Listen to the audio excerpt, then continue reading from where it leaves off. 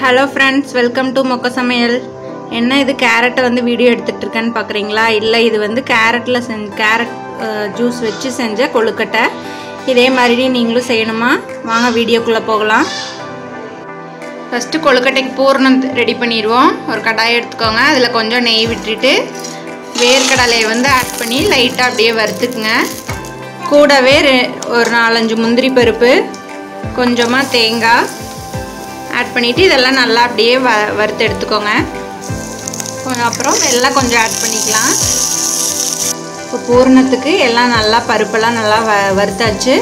இது கொஞ்சம் நேரம் அப்படியே ஆற விட்டு மிக்ஸி ஜாரில் நல்லா அரைச்சி எடுத்துக்கலாம் பேஸ்ட்டாக. இந்த மாதிரி பச்சை கேரட்டை கட் பண்ணி போட்டு தண்ணி கொஞ்சம் விட்டு ஜூஸை அரைச்சி எடுத்துக்கோங்க.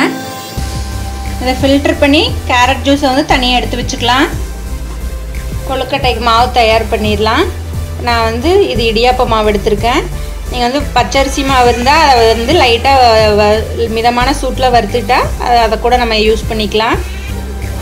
ஒரு கப் தண்ணி ஆட் பண்ணிக்கோங்க. கூடவே நல்லெண்ணெய் வந்துட்டு ஒரு ஸ்பூன் ஆட் பண்ணிக்கலாம். கொஞ்சமாக உப்பு சேர்த்துக்கலாம்.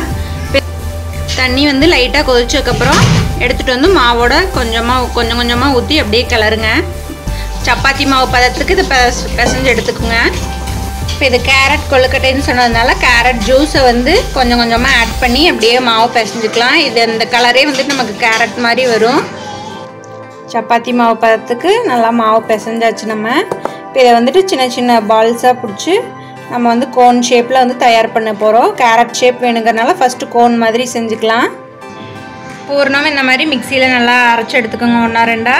அதே மாதிரி இந்த மாதிரி கோன் ஷேப்பில் வந்துட்டு மாவு வந்து இப்போ ரெடி பண்ணிவிட்டு இதுக்குள்ளே வந்து பூர்ணத்தை வச்சு ஸ்டஃப் பண்ணிக்கலாம்.